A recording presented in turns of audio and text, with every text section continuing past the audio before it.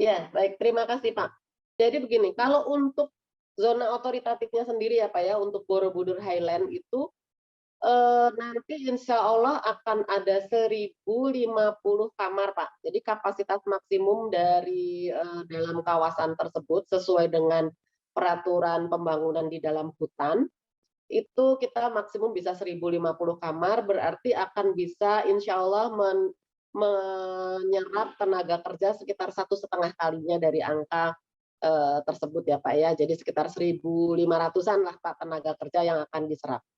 Terus, dengan adanya zona otoritatif ini, dimungkinkan untuk ada pertumbuhan, kegiatan di sekitar, kawasan tersebut, Pak. Jadi logistik-logistik pasti kita akan nyari dari seputar daerah situ, Pak. Yang menyebabkan tolong nanti siap-siap, Pak, di lingkungan sekitar itu untuk bisa berproduksi atau menyiapkan sesuatu yang memang diperlukan ke dalam kawasan.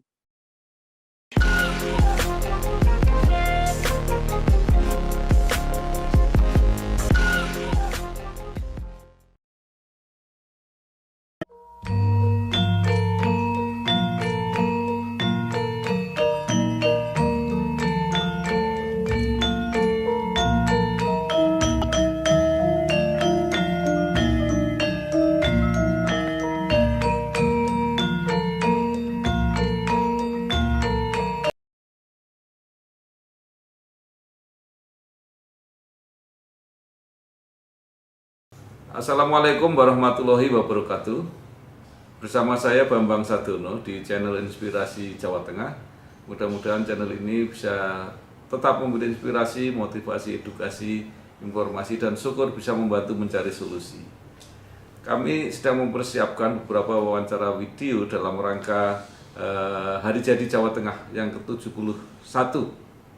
Kami sudah mewawancarai banyak tokoh untuk memberi tafsir atau makna terhadap arti 71 tahun bagi Provinsi Jawa Tengah.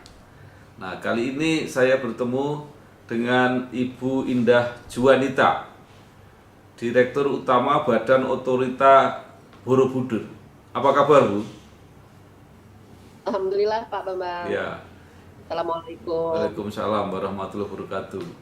Saya itu kemarin bertemu teman-teman pariwisata. Saya diberitahu, Pak, ini ada badan baru, Badan Otorita Borobudur.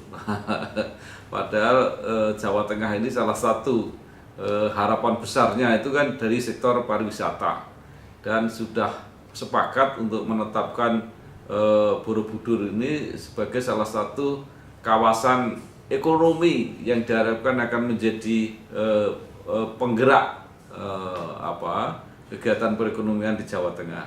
Nah, menurut Ibu bagaimana ini posisinya Jawa Tengah ini di dalam menangani pariwisata? Karena Pak Ganjar baru saja mendapatkan award itu di bidang pariwisata.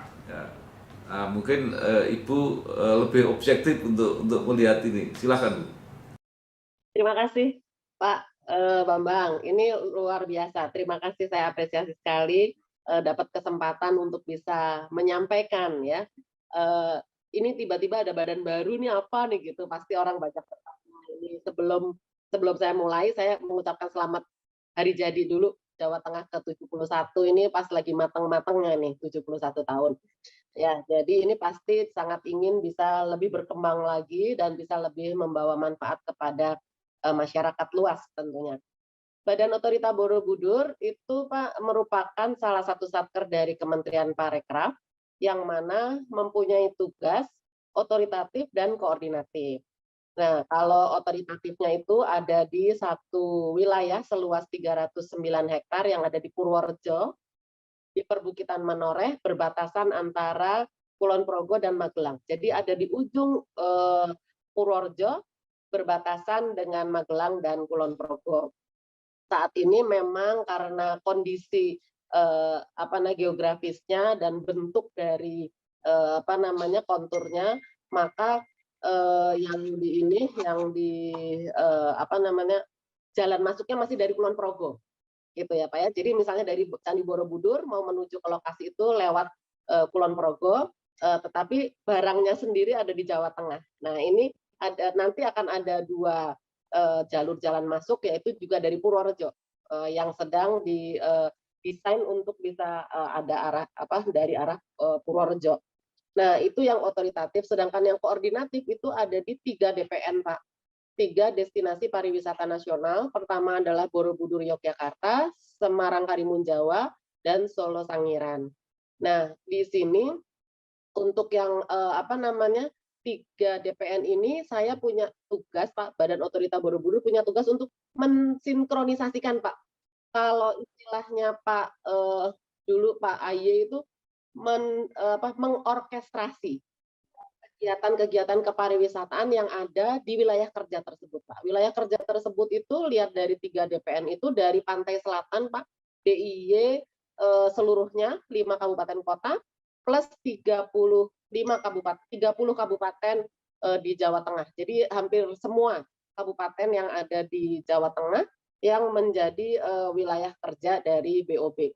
Kita punya tugas untuk mensinkronisasi itu seperti ini, Pak, contohnya. Misalnya ada atraksi ya Pak ya, yang ada tersebar Pak di seluruh Jawa Tengah dan DIY. Tentunya ini kan harus sinkron Pak, nggak mungkin sendiri-sendiri bekerja tanpa ada aksesibilitas yang dihubungkan, disinkronisasikan. Terus kemudian kalau ada event Pak, ada atraksi, tentunya kan tidak mungkin sendirian Pak di ujungnya. Pasti harus berangkai-rangkai. Nah, ini harus disinkronkan. Kemudian amenitasnya juga tidak mungkin sendirian. Nah, ini semua harus selalu rame-rame dan sinkron. Nah, ini tugasnya Pak Badan Otorita Borobudur. Jadi kalau ditanya sering, bukan ngurusi Candi Borobudur Pak, kami ini ngurusinya luas sekali. Begitu kira-kira Pak.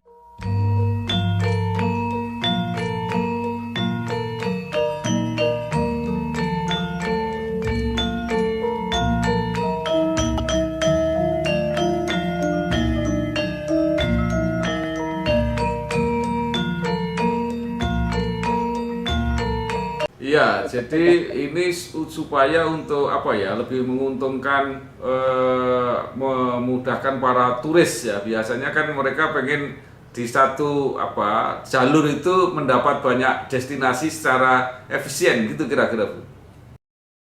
Ya, jadi bagaimana caranya Pak supaya ini saya balik lagi ke tugas Pak Presiden ya Pak ya. Pak Presiden itu kan menyampaikan bahwa harus ada 10 Bali baru. Nah, ini Pak. 10 Bali baru ada 10 nih Pak. Nah, disempitkan lagi menjadi 5 super prioritas. Nah, apa sih Pak Bali baru yang mau dibuat di sini gitu Pak?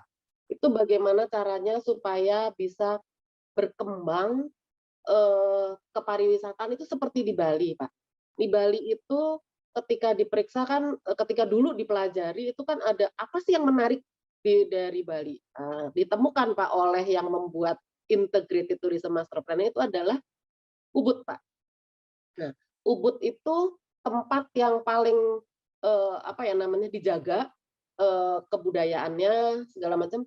Bagaimana caranya supaya dia bisa terjaga, orang itu jangan sampai terus tidur di situ, ngapa-ngapain di situ sehingga rusak, Pak. Jadi ada tempat yang dikhususkan untuk menampung turis supaya nanti datang ke situ sebentar, nanti balik lagi ke tempat yang disediakan. Nah, terus ada Kota Denpasar yang juga membuat kehidupan. Lalu ada airport internasional yang bisa menjadi pintu gerbang.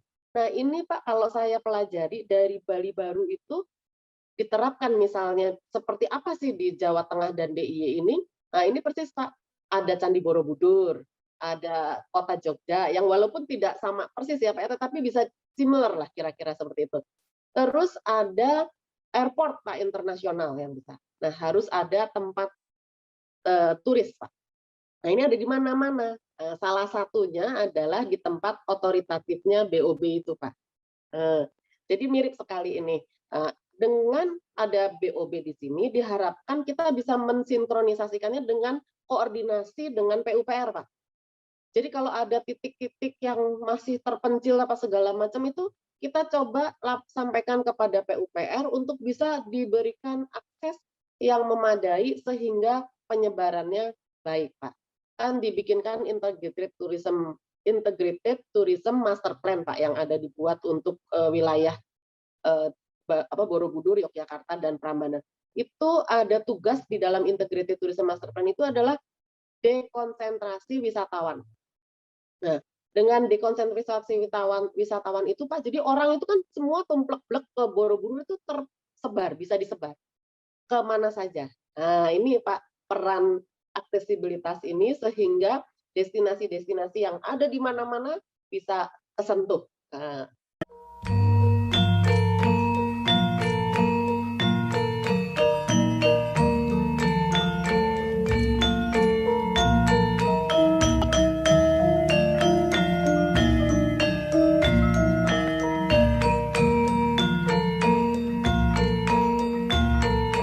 Kenapa harus ada Borobudur Highland?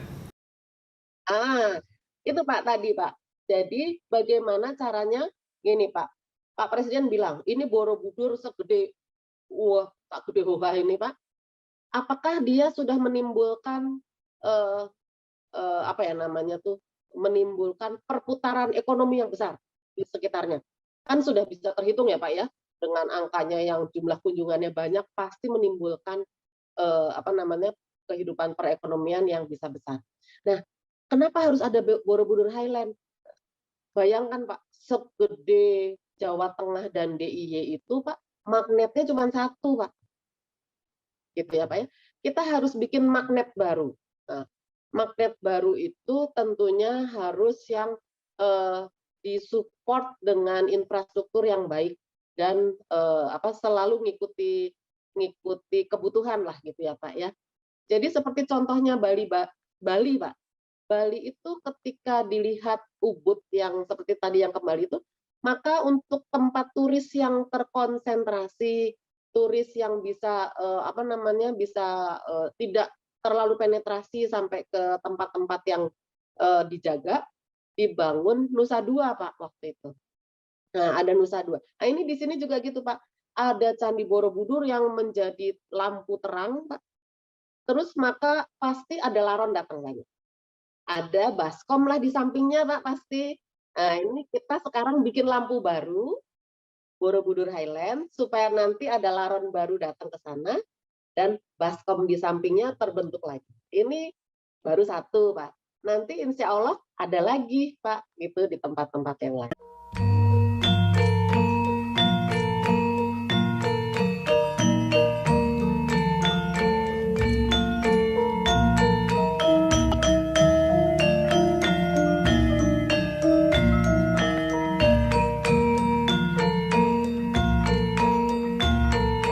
Ya, sekarang pertanyaannya ada apa di Borobudur Highland?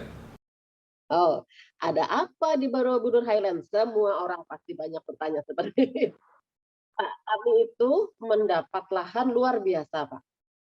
Jadi di dalam lokasi itu kan belum pernah dikembangkan apa-apa.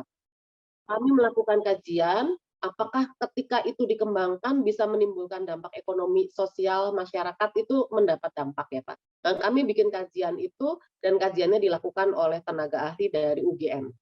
Nah, ada kebun pinus Pak yang luar biasa, lebat, kemudian kalau berbukit-bukit pasti berjurang-jurang ya Pak ya. Nah, kalau itu dikembangkan ada apa gitu loh Pak. Kalau yang namanya proyek pemerintah itu Pak, pertama pasti pioneering Pak, karena di situ ada potensi. Jadi di situ ada potensi apa ya Pak? Gitu. Nah, ketika kami lihat di situ menjadi tempat yang menarik karena sekarang kan musimnya untuk orang itu kan menjelajah Pak, khusus gitu ya Pak ya. Apa sih namanya wisata minat khusus. Nah, ke sana itu Pak, ada sekarang kita bikin glamping, nanti ada resort Pak. Pemandangannya tuh bagus Pak, suasananya tuh asik banget. Cuman belum terekspos Pak. Sekarang kalau wilayah DIY Jawa Tengah dengan puncak yang tinggi Pak, yang bisa dikembangkan itu tidak banyak. Salah satunya adalah di Dieng saja. Dan itu jauh Pak, remote dari Borobudur kan Pak, lebih remote. Tetapi ketika apa tuh namanya Borobudur Highland ini cuma 1 jam Pak dari Candi Borobudur. Maka kita harus bisa mengkoneksitaskan di situ ada apa, nah harus kita bikin Pak. Itulah yang akan kita bikin. Kita bikin ada resort, jadi terus nanti ada tempat untuk creative economic zone, itu adalah untuk UMKM Pak.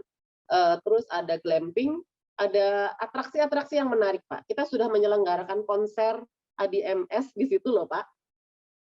Ya, ADMS sudah konser di dalam kawasan kita dan cukup banyak pengunjungnya yang cukup bikin macet jalan, sudah berapa ratus orang, dan itu sesuatu banget Pak di situ. Jadi masyarakat di situ jadi aware, oh di sini bisa tuh bikin begitu, kayak gitu Pak. Jadi cukup menarik lah Pak untuk daerah di situ. Ini saya ketinggalan ini sebagai orang Jawa Tengah. Sudah mulai kapan itu Bu? Kami buka Borobudur Highland itu tahun 2019 awal Pak. Kita punya glamping di sana, namanya Delowano. Terus Bapak bisa search nanti di web juga sudah ada Delowano. Lowano itu nama desa di situ Pak. Terus karena dikasih ya di Purworejo, dikasih jadi seperti seolah-olah kayak di Italia ya Pak ya.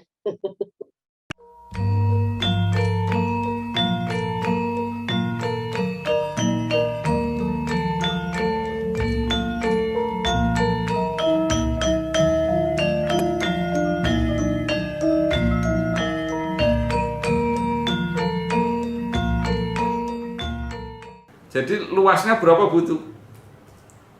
309 hektar Pak. 309 hektar ya. Jadi pembangunannya belum selesai kalau begitu sampai sekarang? Belum Pak. Jadi ini terus bertahap Pak. Untuk bisa membangun ini kan kita perlu jalur jalan yang bisa dilewati dengan alat berat ya. Nah ini lagi diproses oleh PUPR pusat untuk bisa membangun jalur jalan, jembatan, dan infrastruktur dasar. Nanti kalau ini semua sudah, baru nanti investor bisa masuk mau bikin resort di situ. Jadi sebelum ditangani BOB, ditangani siapa Bu? Itu tanah ditangani oleh perhutani Pak, jadi hutan pinus. Jadi Borobudur Highland ini sebelumnya ditangani perhutani? Borobudur Highland itu lahan itu adalah hutan pinus Pak tadinya, yang dikelola oleh perhutani. Nah ketika ini kerjasamakan dengan Badan Otorita Borobudur, maka diberi nama Borobudur Highland. Baik. Nah, sekarang kita bicara situasi lingkungan. Ini kan tanda-tanda ekonomi mau membaik kan sudah mulai kelihatan. Nah, yang dikhawatirkan yang paling terkena pandemi itu dampaknya adalah pariwisata. Nah, ini kira-kira pariwisata ke depan ini terutama di Jawa Tengah ini, Jogja dan sebagainya ini gambarannya seperti apa? Kalau saya ini orangnya optimisan, Pak. Jadi karena optimisan, jadi saya setiap kali selalu kalau ngajak orang-orang, ayo optimis. Kita siapkan. Jadi kemarin Pak, kemarin 2 hari. Jadi selama 2 hari saya mengumpulkan semua kepala dinas pariwisata di wilayah kerja kami, Pak. 2 step ya, Pak ya. Karena ada 35 kabupaten kota, jadi saya bagi 2 supaya semua sempat menyampaikan. Saya minta untuk mereka, apa sih event yang biasa mereka lakukan? Nah, tahun 2022 itu kan kita tetap harus optimis bakal menyelenggarakan, Pak. Nah, jadi dengan seperti itu mereka punya harapan, Pak, untuk bisa siap-siap, kita tetap harus siap-siap. Nah, kami akan merangkum Pak semua calendar of event itu menjadi satu rangkaian Pak, yang mana nanti akan kita padukan juga dengan travel pattern Pak. Jadi kita kerjasama dengan asosiasi travel operator dan travel agent untuk membuat travel pattern, di mana BOB sudah menerbitkan Pak bukunya panduan travel pattern, sehingga dari buku itu bisa diadopsi Pak oleh para travel agent dan travel operator untuk bisa melihat bahwa ada destinasi ini, destinasi itu. Kalau mau ke situ berarti rangkaiannya di sini, sini, sini. Ini baru destinasi Pak yang ada di dalam buku itu. Kemarin saya buatkan lagi untuk event Pak, tapi untuk 2022. Jadi nanti kira-kira akan terbit sekitar bulan November Desember Pak. itu adalah event semuanya. Jadi tidak dilihat event itu didukung oleh pemerintah pusat, oleh Pemkab, Pemprov, atau komunitas. Semua event saya masukkan supaya apa, Pak? Wisatawan itu kan nggak lihat, Pak, oh ini event didukung oleh pemerintah, oh event didukung oleh Pemkab, itu kan nggak ada, Pak. Mereka taunya event gitu aja. Nah, jadi satu kabupaten misalnya gitu, Pak, eventnya ada 100, ya saya masukin, Pak, 100-100-nya semua, supaya orang bisa lihat bahwa oh ada kerjaan di sana, ada acara gitu. Nah, dia datang ke situ. Dan ini tentunya kita sinkronkan dengan kabupatennya yang lain, Pak. Supaya nanti kalau mereka misalnya datang ke Candi Borobudur, habis itu dia mau jalan ke kiri, ke kanan, nginep di mana lagi gitu. Nah, itu kan jadi quality tourism-nya naik, Pak. Length of stay-nya naik, pembelanjaannya juga naik, Pak. Jadi nanti ini akan keliling semuanya sampai di seluruh pelosok.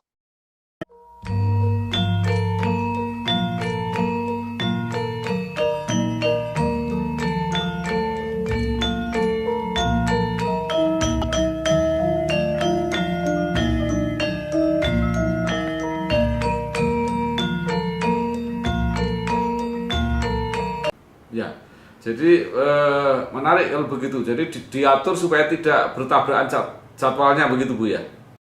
Iya, bertabrakan juga boleh, Pak, tetapi orang pasti akan memilih, "Oh, di situ terlalu rame, saya ke kiri.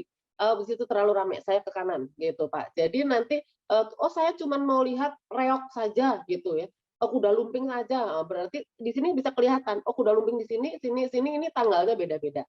Kan minatnya lain-lain, Pak, setiap orang, tetapi informasinya bisa lengkap diperoleh oleh wisatawan. Ada nggak Bu yang tadi harus untuk melihat itu harus keliling ke daerah-daerah, tetapi yang event yang dikumpulkan, misalnya di Borobudur Highland itu pada tanggal tertentu itu ada yang isi dari daerah ini, daerah ini, daerah ini gitu. Ada, Pak. Jadi nanti, kita, apa namanya, ada namanya kita punya amphitheater ya, Pak, ya. Nanti kalau kalau sudah jadi, ini sekarang belum jadi, Pak. Amphitheater kita masih kecil sekarang. Masih paling muatnya sekitar 400 orang, Pak. Nanti kita punya, amphitheater yang muat untuk sekitar 2.000 sampai 3.000 orang gitu, Pak. Jadi itu sangat memerlukan aksesibilitas yang baik. Nah, nanti di situ bisa ada pagelaran-pagelaran, Pak, dari banyak, daerah.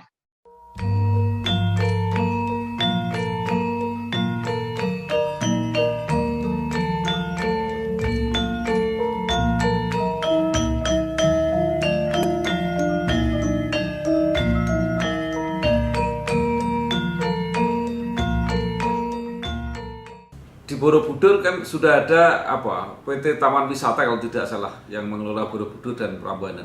Itu gimana Bu? Sinerginya seperti apa kira-kira? Jadi gini, Pak, Taman Wisata Candi Borobudur itu adalah satu titik di antara sekian ratus titik yang ada di Jawa Tengah dan DIY. Jadi kita apa ya namanya, berkolaborasi di dalam banyak hal dengan, PT Taman. Dalam hal ini kita selalu mendukung, Pak, karena PT Taman kan urusannya di dalam pagar, Pak. Kalau kami urusannya di luar pagar. Nah, di dalam pagar ini ada banyak pagar nih, Pak, di mana-mana yang dikelola oleh swasta, oleh, apa namanya, komunitas, segala macam. Kita sinkronkan, Pak, untuk event makanya masuk di dalam calendar of event itu, Pak. Tapi kalau untuk yang di dalam, apa, dengan PT TWC, kami selalu bekerja samanya untuk kalau ada event di dalam, Pak. Dan, kita hubungannya sangat baik karena informasi-informasi mengenai event di dalam itu selalu terinformasikan dengan baik. Kemudian kenapa kantornya di Jogja? Tidak yang di dekat situ? Oh, begini, Pak, kami pada waktu awal gitu loh, kenapa kok kantornya di Jogja gitu, Pak. Eh, sebetulnya di kantor sementara, Pak. Ini masih kantor nyewa. Jadi nanti kantor kami harus ada di Borobudur Highland, Pak. Iya, jadi ini nanti, kami sudah ada gambarnya, sudah perencanaannya, cuman kan kita belum bisa membangun karena jalur jalannya belum jadi, Pak, ke sana. Kami harus bawa alat berat untuk bisa sampai ke sana. Jadi rencana insya Allah nih tahun depan ini kita sudah mendekat, Pak, ke sana, tapi masih nyewa juga, Pak, karena belum bisa masuk. Jadi yang masuk di dalam kawasan itu baru kecil aja, Pak, kantor teknik, Pak. Tapi nanti kalau kantor pemasaran pasti kami cari tempat yang strategis, Pak, untuk bisa lakukan pemasaran.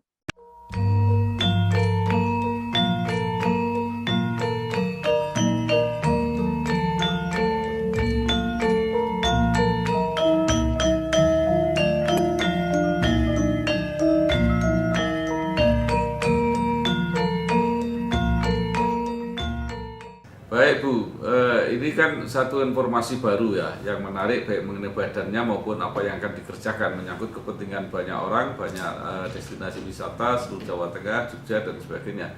Nah, apa yang perlu diinformasikan mungkin kepada pemerintah daerah, kabupaten kota, provinsi maupun kepada masyarakat? Ini kan penting, ini ada sesuatu yang mungkin belum semua tahu. Silahkan Bu. Ya, baik. Terima kasih, Pak.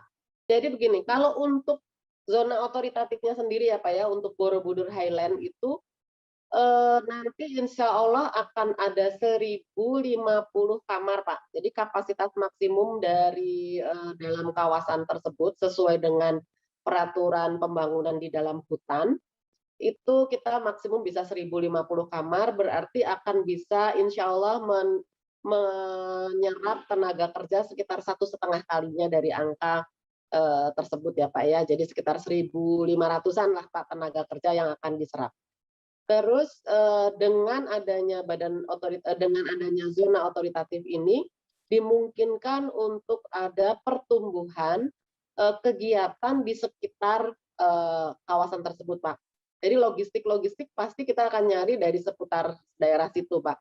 Yang menyebabkan tolong nanti siap-siap Pak di lingkungan sekitar itu untuk bisa berproduksi atau menyiapkan sesuatu yang memang diperlukan ke dalam kawasan.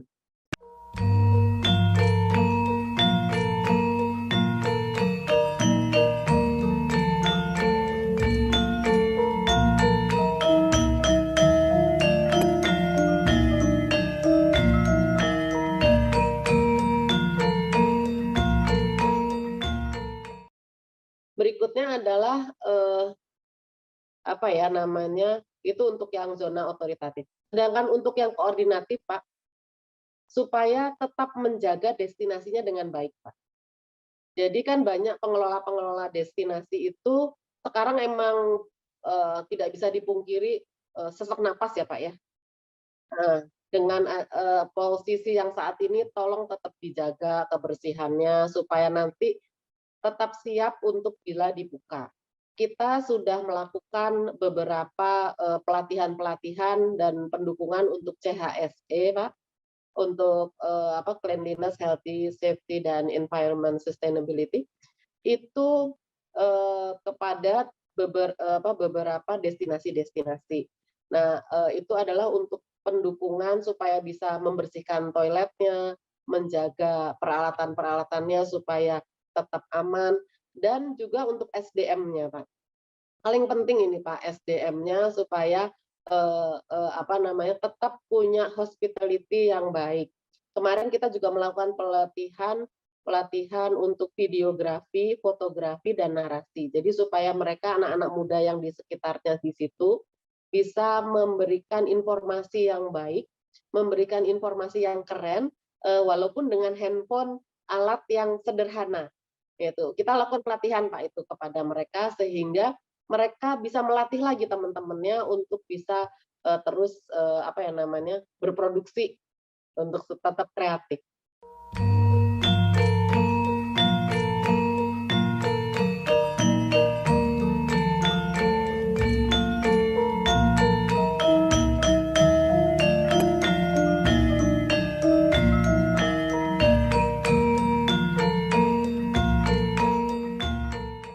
Baik Bu, tadi Bu menyebut hutan pinus ya. Jadi hutan pinusnya itu tetap masih ada Bu ya. Jadi tidak digantikan Bu.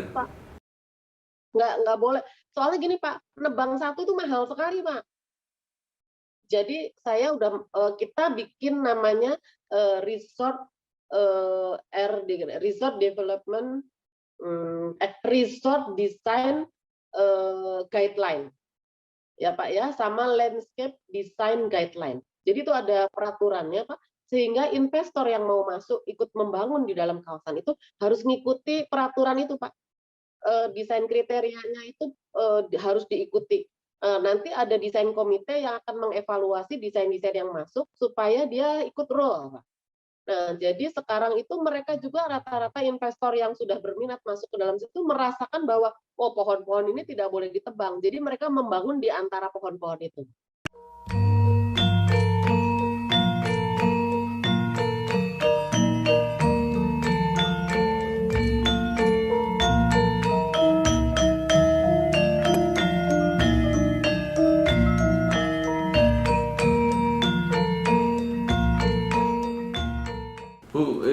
tambah sedikit lagi.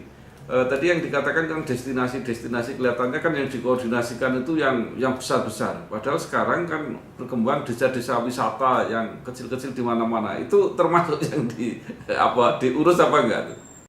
Iya, Pak. Termasuk, Pak. Pak Menteri itu mewajibkan, Pak, desa wisata itu tuh gede, Pak, desa wisata itu sekarang, Pak, dan potensinya luar biasa. Jadi nanti yang sangat diperlukan adalah ada champion-champion, Pak, di desa wisata itu diperlukan. Jadi bagaimana caranya supaya ada tokoh-tokoh atau ada pemuda-pemuda yang ada di desa wisata tersebut bisa menggalang apa ya namanya, Pak, kekompakannya, Pak. Desa wisata itu kan bagaimana caranya supaya orang itu datang ke situ, tidak hanya sekedar misalnya nginep doang, terus pergi lagi gitu loh, Pak. Tetapi dia di situ bisa blend dengan masyarakat, bisa, apa namanya, merasakan kehidupannya di situ, justru dengan seperti itu, rakyatnya itu, apa namanya ya, menjadi tuan rumah yang luar biasa, yang menyenangkan. Sehingga, masyarakat itu punya pendapatan ekonomi yang lebih baik gitu loh, Pak, sampai ke pelosok-pelosok. Baik, terima kasih sekali Ibu Indah Juanita, Direktur Utama Badan Otorita Borobudur, yang sudah menerangkan harapan-harapan baru di Jawa Tengah dan sekitarnya, termasuk Jogja, termasuk juga objek-objek destinasi wisata yang sudah ada tetapi akan lebih dikoordinasikan supaya lebih produktif dan mungkin lebih efisien bagi turisnya. Sekali lagi terima kasih Bu sudah memberi pencerahan kepada kami semua ya. Mudah-mudahan sukses, semuanya lancar, jadi cepat bisa dinikmati dan cepat berperan di dalam menumbuhkan ekonomi di kawasan Jawa Tengah khususnya Borobudur dan sekitarnya. Terima kasih. Wassalamualaikum warahmatullahi wabarakatuh. Waalaikumsalam warahmatullahi wabarakatuh. Matur